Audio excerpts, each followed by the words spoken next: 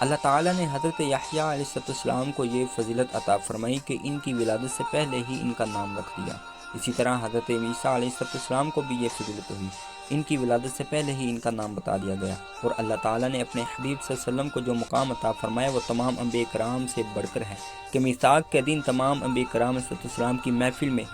آپ صلی اللہ علیہ وسلم کا تذکرہ فرمایا۔ انسان کی تخلیق کا سلسلہ شروع ہونے سے پہلے ہی آپ صلی اللہ علیہ وسلم کے اسم غرامی کو اپنے نام کے ساتھ عرش کے پایوں پر لکھ دیا، اور ان کے اسم غرامی کے وسیلے سے جب حضرت آدم علیہ نبینا علیہ السلام نے دعا مانگی تو اللہ تعالیٰ نے ان کی دعا کو شرف قبولیت عطا فرمائی۔ حضرت ابراہیم علیہ السلام نے ان کی اپنی اولاد میں ہونے کی دعا مانگی، اور حضرت عیسیٰ علیہ نبینا علیہ السلام نے آپ صلی اللہ تعالی وسلم کا اسم مبارک بتا کر صدیوں پہلے آپ صلی اللہ تعالی وسلم کے دنیا میں تشریف آوری کی بشارت دی۔ اور یہ وہ مرتبہ عظمیٰ ہے جو اللہ تعالیٰ نے اپنے حبیب صلی اللہ تعالی وسلم کے سوا اور کسی کو عطا نہیں